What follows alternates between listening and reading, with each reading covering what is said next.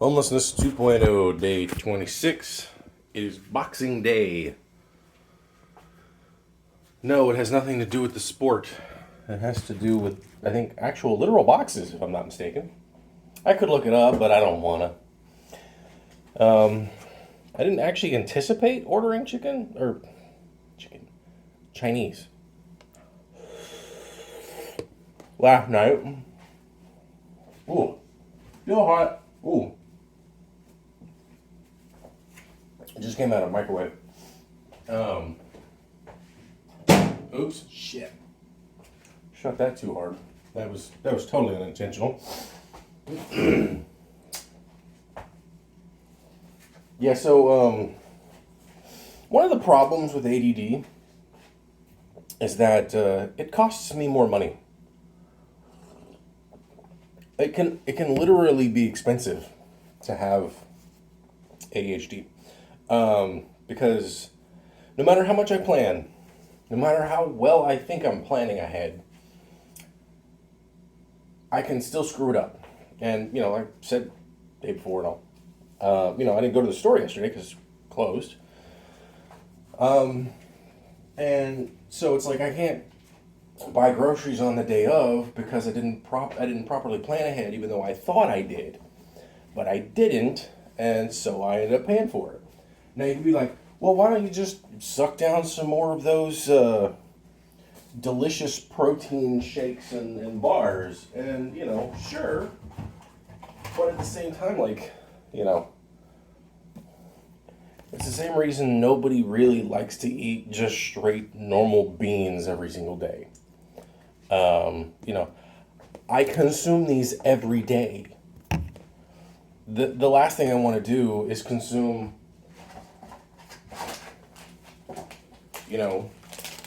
18 of these in a day or something like that. And, I want variety. And so I started getting hungry, and I was like, I really want some, warm food because it was getting rainy, and it was getting colder in here, and I had to turn the heat up just a little bit. I mean, actually turn it down a little bit.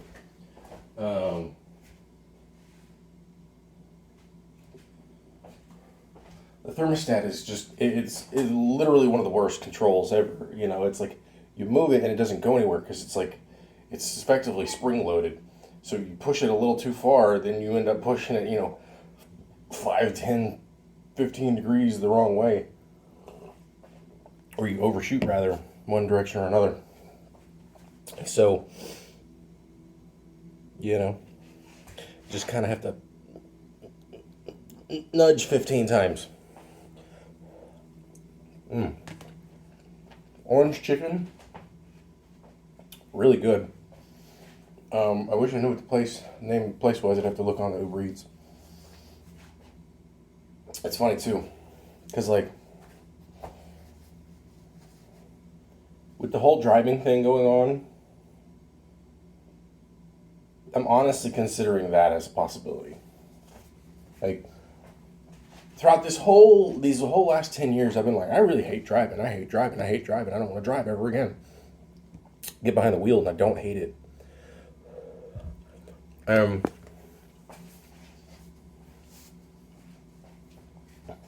It's like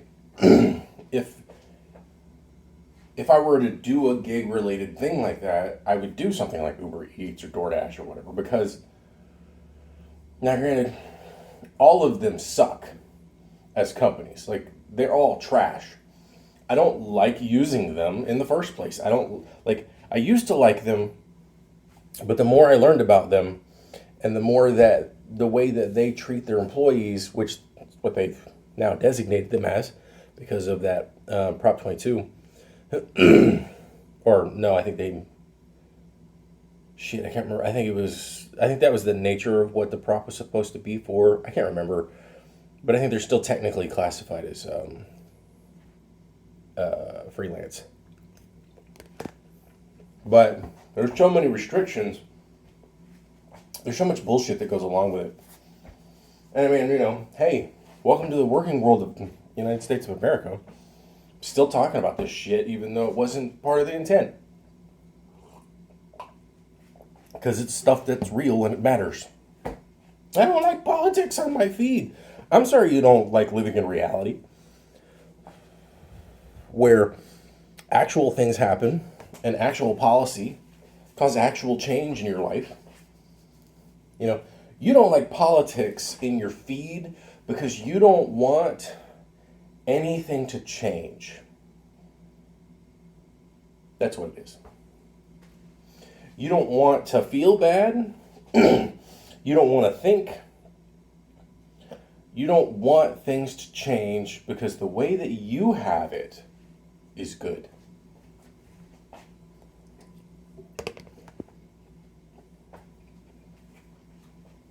Been there, done that, got the t-shirt, moved on. Your reality is not the reality, especially if you have it good. If you have it bad, yours is more in line with reality. Because there's this image that I found. I think I've seen it before, but I decided to download it and I'll post it up on LinkedIn because, look, LinkedIn's social media. It might be work related, but that's what I'm banking on. You see, and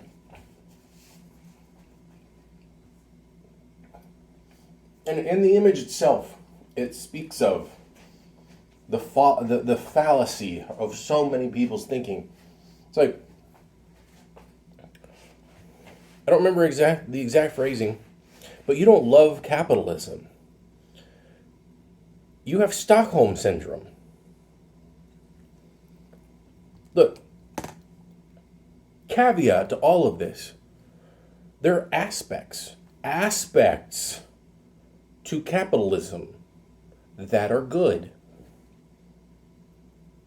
There are a lot of aspects to capitalism that are bad. It's just like a person. No person is 100% good. No person is perfect. Everything about who they are as a person is because of all of the things. They're good, they're bad, they're ugly. And we generally want humans to improve, I would think. I know there are people out there who think, oh, I'm perfect. I don't need to change. I don't need to improve. Those people need to improve even more because they're so flawed in their thinking. Well, that is the nature of all the criticism that people have towards capitalism. Now, most of the time, just like when somebody says, so-and-so is a shit or a dick or they're a bitch or they're a cunt or whatever it is. When they use one quick, ugly word to describe an entire human, they're not giving you the nuance. Sometimes it's just because they're too emotional to care about the fucking nuance. Sometimes they don't know what's wrong. A lot of times it's because they haven't asked. And, that is in of itself a problem of our evolution. We just run away from the things that are toxic, that are bad, that will harm us. We don't stop and ask the plant, why are you toxic? I mean, we do. We have scientists who do that. But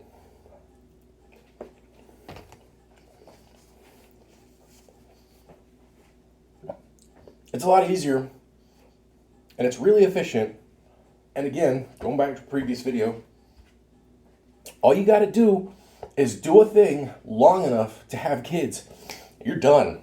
Your job is over. Obviously, the more you have, the more you've succeeded at your job of, survival. Which is why our little animal brain, at the brain, at the back of our brain and our brainstem, processes all of that emotional stuff and causes those fight or flights and just gets us to do those things. When you hear, and I know this isn't really a common phrase anymore, at least not something I hear, but it was a common phrase when I was a kid. When you hear the phrase, all men are pigs, or all women are crazy,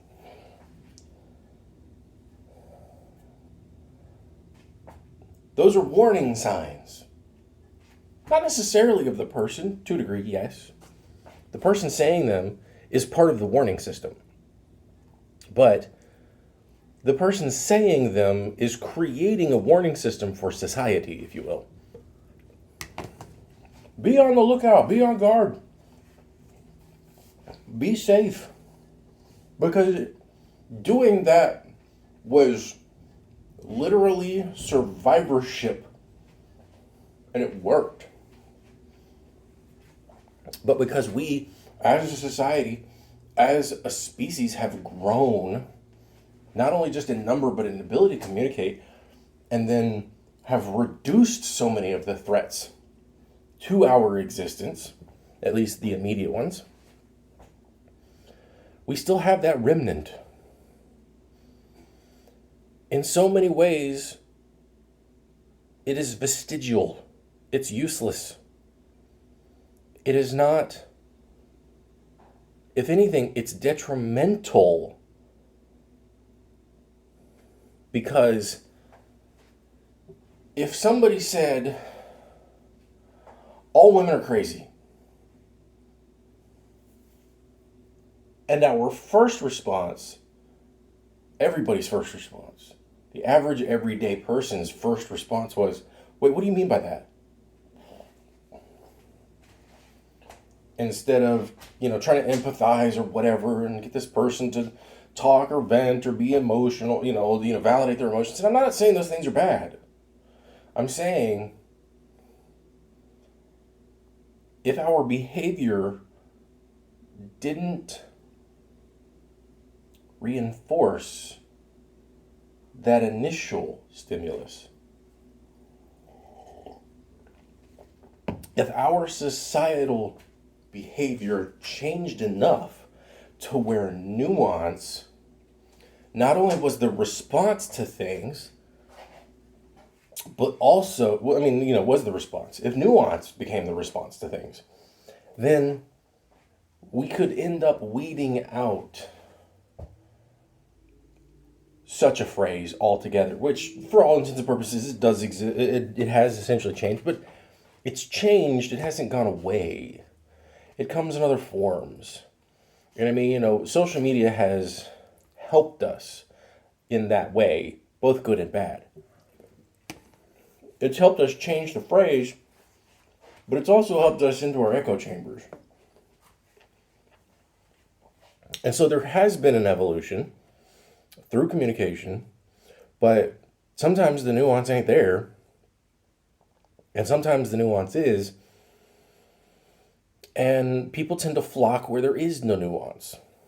There's the story of the schmuck, whose name is really similar to that word, by the way. I'm not even going to try to remember the person's actual last name.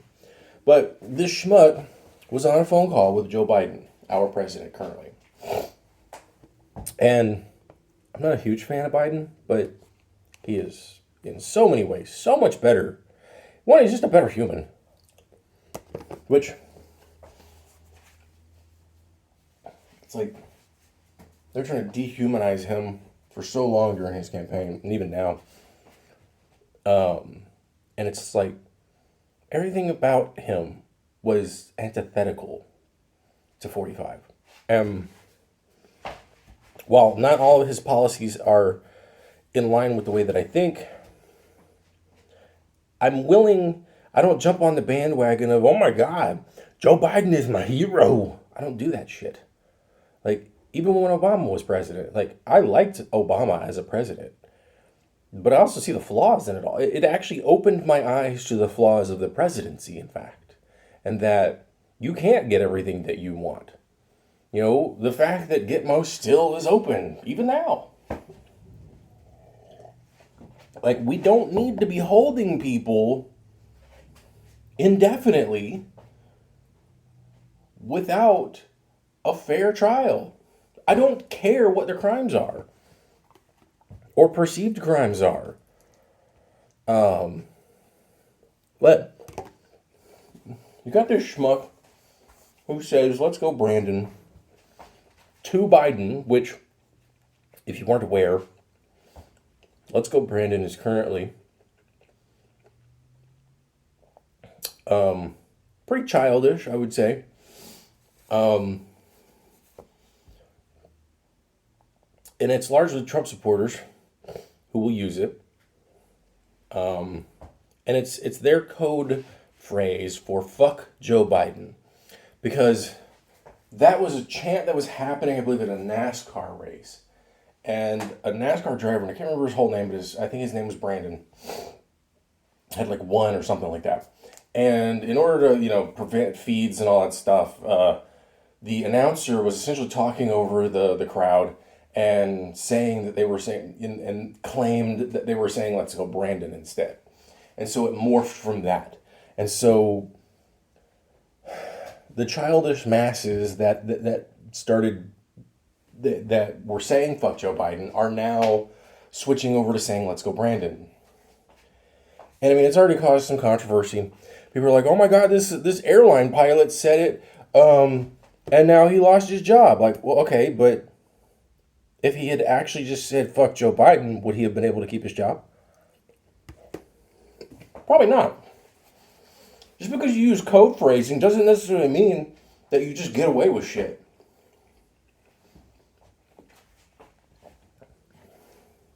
It's like, I know your freedom of speech isn't being infringed upon.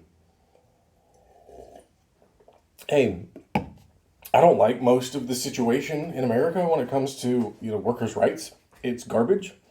You know, I don't even know what happened to the pilot. Maybe he lost his job. Maybe he was just, suspended for a little bit or some shit. But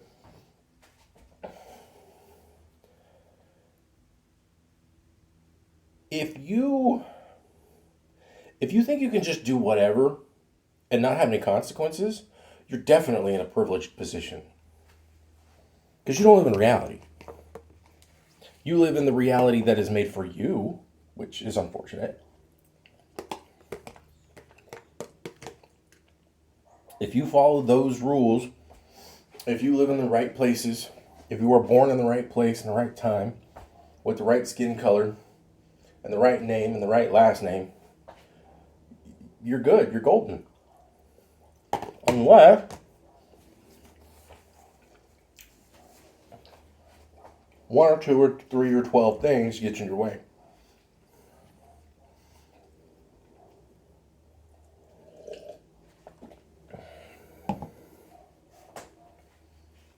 I get more and more political every year. Probably because I just know more and more and more. I'm more and more aware of things. And it's probably why so many old people are so political, especially when they have nothing to do. Because they're aware of stuff. Whether they're aware of things and then they choose a proper path is totally up for debate. But,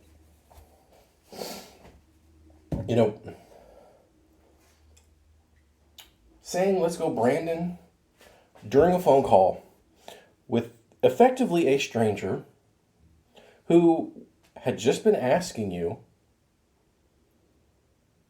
about you and your family and your kids and just being a pleasant person to you.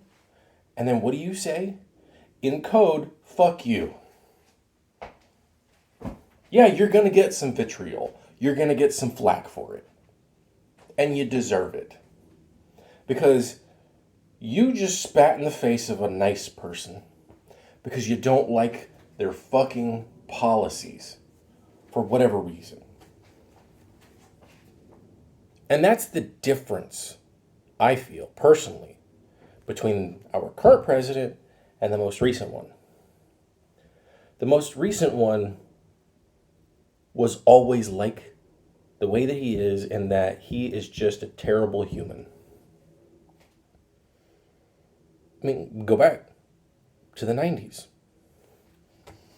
Which I think is what, the Central Park 6 or 5 or something like that, where motherfucker takes out a whole fucking page, and I think it was the New York Times, which ironically now he likes to call a failing newspaper. All newspapers are failing by a large, by definition, if you want to look at now versus 20 years ago, yeah, they're failing. Because the internet kind of changed everything. So you're not special when you call them that. Because again, there's no nuance. There's no explanation. Orange chicken is good. No, it did not come from Panda Express, because Panda Express orange chicken is crap. It used to be good.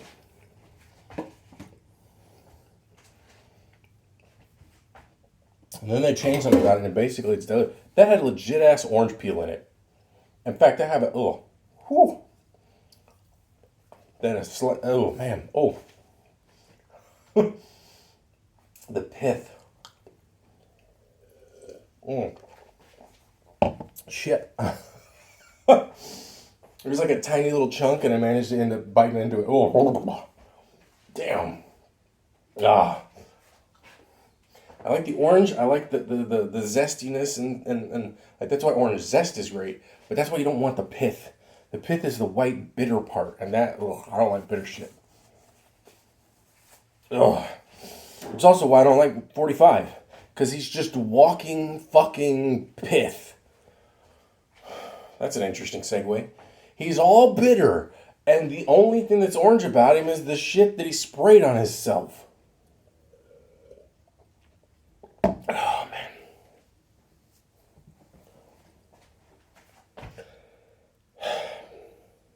Anywho. Ugh. That last bite, man.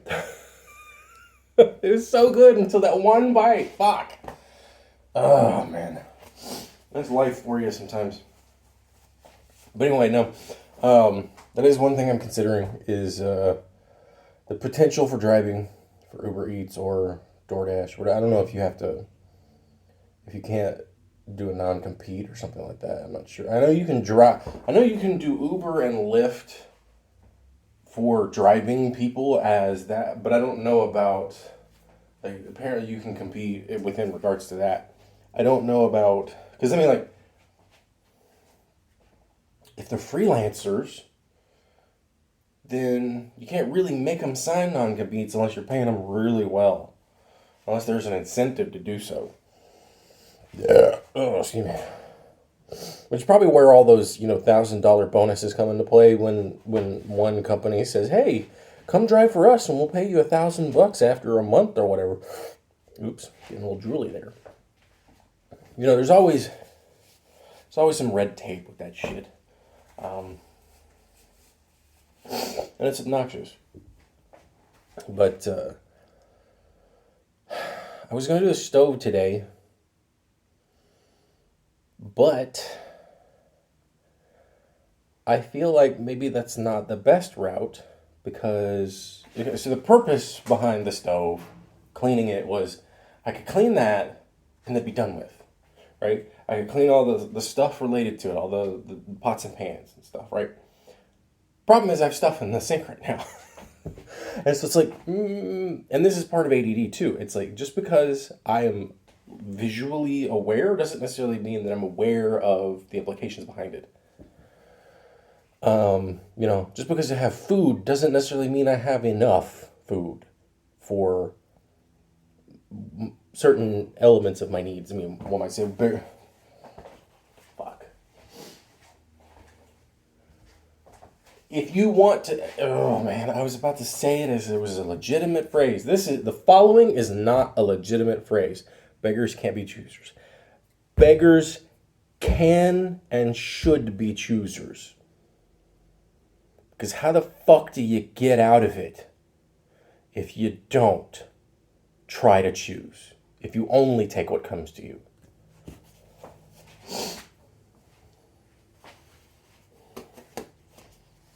Oh, man. So, just because I'm not in an ideal living situation doesn't mean that I'm not allowed to have nice things. Everybody's allowed to have nice things. Everybody should be allowed to have nice things. We should consider that as a baseline. I don't know if that's a byproduct of American exceptionalism or, in some sort of weird entitlement bullshit. I don't know. I don't know. But I think that we have so much in this country, and yet we have so little. We've done so much, and we seem to think that we're so great, but we've got so much wrong with us. Going back to that whole human individual analogy. All the good, the bad, and the ugly of what America is what makes America what it is. Some people don't want to change any of it. They just want it to stay exactly the same. I think we can improve upon that. Just like I think we can improve every individual.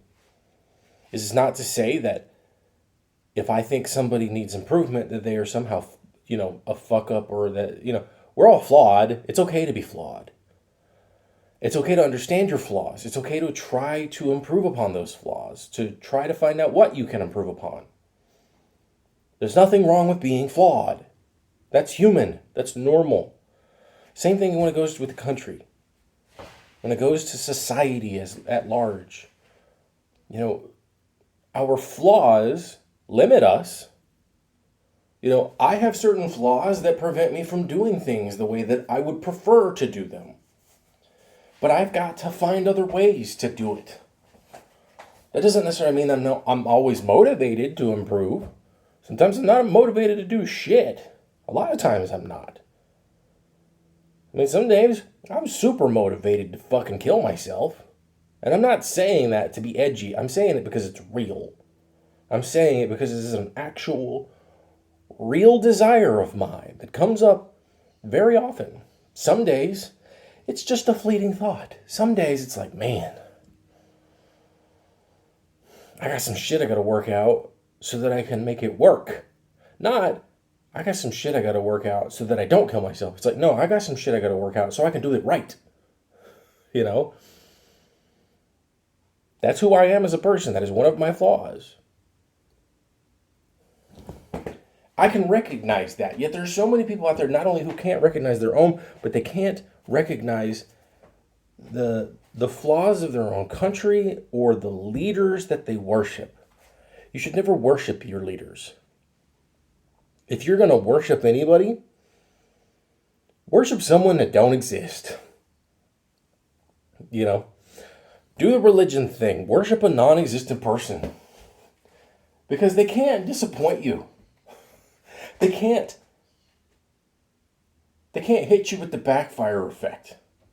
When they do something like, I don't know, your former great leader who's telling former great leader's cheerleader that vaccines and boosters work, and that has been against your MO for who knows how long, because I don't know what your logic is in that regard. I'm willing to talk about it as long as you're willing to talk about it. You have to talk about it. You can't be asking bullshit leading questions. You can't be obtuse about bullshit. You need to be genuinely curious, because I'm going to see right through your shit. And you're going to piss me off, and then I'm going to get emotional, and then I'm not going to have an actual conversation with you. And people know that when they talk to me, I'm sure. Some people, most people call them bullies, can see when you're being emotional, and instead of trying to